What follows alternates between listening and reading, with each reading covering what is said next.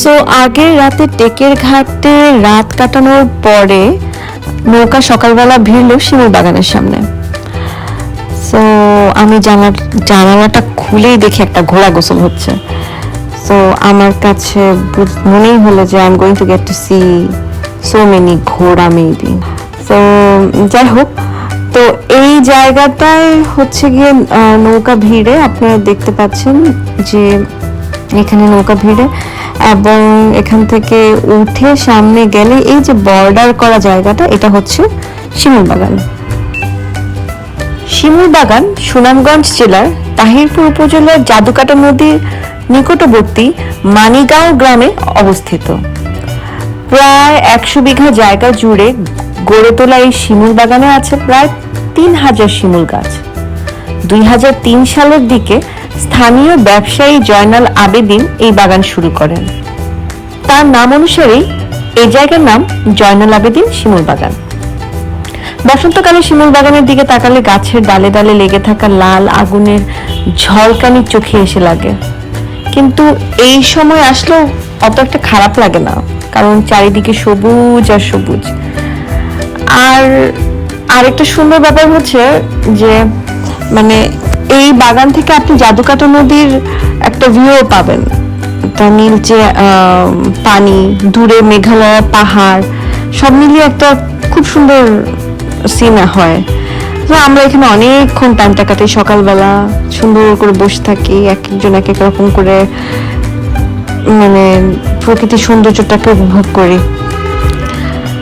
তারপরে আমরা কতক্ষণ পর দেখি ওই যে ঘোড়াগুলো, ইয়েস, অনেকগুলো ঘোড়া আসলো এখানে। অ্যাকচুয়ালি মানুষদেরকে ঘোড়া রাইড দেয়।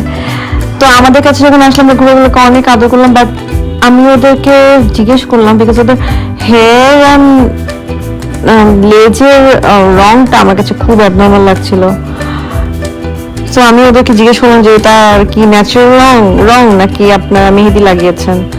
তো তারপর বললো মেহেদি লাগিয়েছে। তারপর ওদেরকে অনেক রিকোয়েস্ট করলাম যে ভাই প্লিজ মেহেদি লাগান না এদের গায়ে, কোনো দরকার নেই, they are beautiful like the way they are, কোনো দরকার নাই এরকম ফেক সৌন্দর্য করার।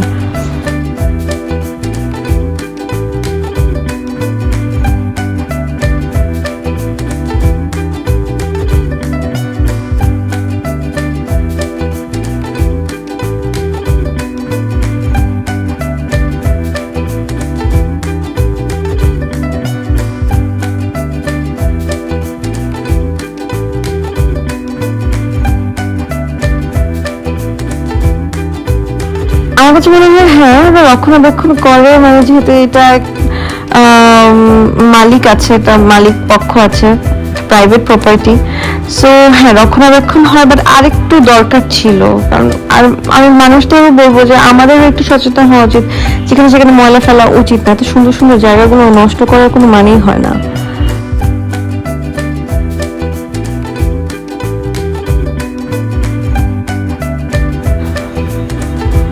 আমরা এখানে অনেকক্ষণ কাটালাম।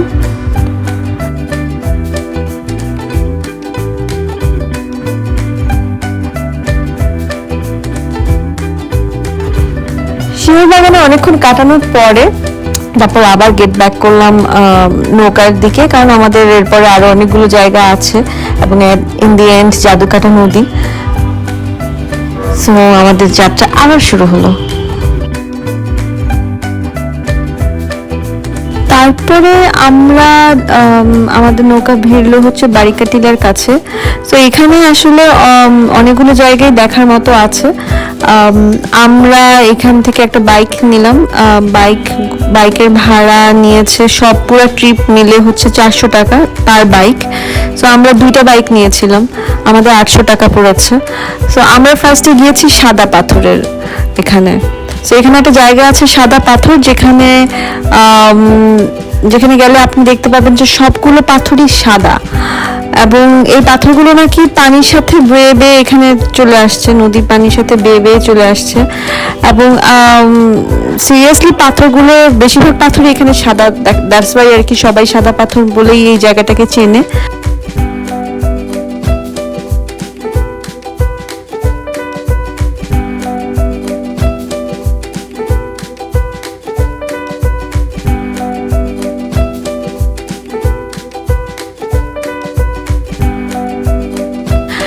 আর এই যে পানি দেখছেন, এই পানিটা মেঘালয় থেকে পানি বেয়ে আসে এবং পানিটা অনেক ঠান্ডা।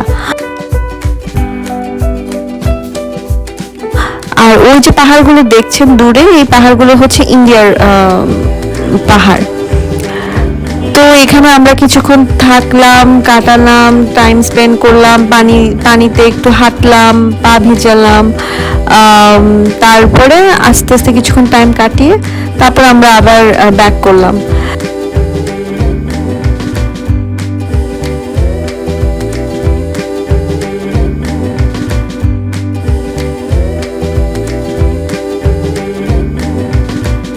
তারপর আমরা রওনা দিলাম বারেকটিলার দিকে এবং আমরা ওই একই বাইক দিয়েই রওনা দিয়েছি এবং এখনো 400 টাকায় কিন্তু আমাদের ট্রিপ চলছে। বারেকটিলায় অনেকেই ট্রেকিং করে ওঠে, বাট আমরা বাইকে গিয়েছি আর আমরা পৌঁছে গিয়েছি অলরেডি।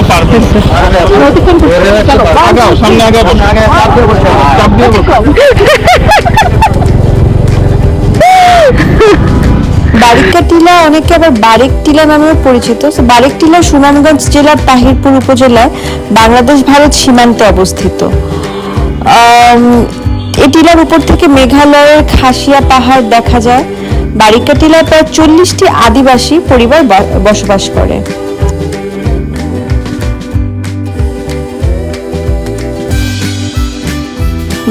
বারেকটিলার পাশ দিয়ে বয়ে গেছে ভারতের খাসিয়া পাহাড় থেকে আসা জাদুকাটা নদী। বর্ষায় জাদুকাটা নদী বেয়ে ভারত হতে বাংলাদেশে প্রচুর বালু ও পাথর আসে। তখন এখানে বালু ও পাথর তোলার কর্মব্যবস্থা বিশেষভাবে আকৃষ্ট করে।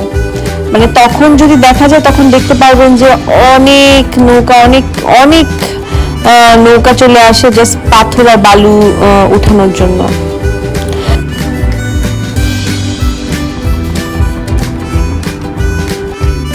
বারেকটিলার উপর থেকে জাদুকাটা নদীর দিকে তাকালে যে নৈসর্গিক দৃশ্য চোখে পড়ে তার রেশ নাগরিক জীবনের ক্লান্তি নিমিষেই মুছে ফেলার জন্য যথেষ্ট।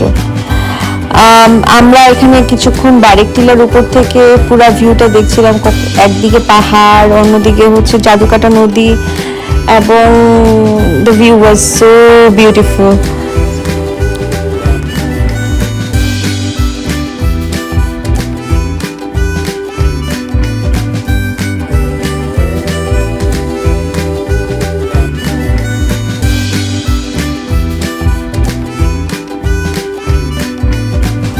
তো আমরা কিছুক্ষণ এখানে আড্ডা মেরে ভিউগুলো দেখে তারপরে আমরা দেখলাম যে বারেকটিলার উপরে ছোট ছোট স্টল আছে যেখানে এরকম জাম্বুরা ভর্তা, মজার জাম্বুরা ভর্তা পাওয়া যাচ্ছে।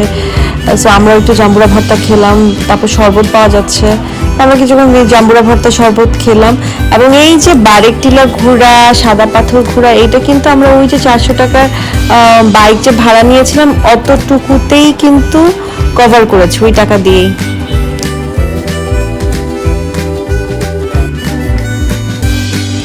তারপর আমরা আবার আমাদের বোটে ফিরে গিয়েছি এবং বোট আমাদেরকে নিয়ে গেল জাদুকাটা নদীর অন্য পারে, যেখান থেকে আমরা সবাই পানিতে নামলাম এবং এখানে নেমে তারপর অনেকক্ষণ দাপাদাপি শুরু হলো আমাদের। যেই দাপাদাপিতে আমরা একেবারে কালো হয়ে গেছি, but that doesn't matter because it's totally worth it. এই নদীর পানি অনেক স্বচ্ছ, যেটা আপনি আমার আগের ক্লিপ মানে একটু যদি পিছনে টান দিয়ে দেখেন তাহলে দেখবেন যে এই পানি বারেকটিলার উপর থেকে দেখাচ্ছিলাম এবং এই পানিটা একটু সবুজ টাইপের রং। সো দেখতে খুব সুন্দর লাগে। এই পানিতে আমরা কতক্ষণ ভাসলাম। আমাদের বোট থেকে আমাদেরকে লাইফ জ্যাকেট দেওয়া হয়েছে। সো এই লাইফ জ্যাকেট নিয়ে ভেসেছি বিকজ আমরা সাঁতার জানি না। তো এরকম করে সবাই আসলে এভাবে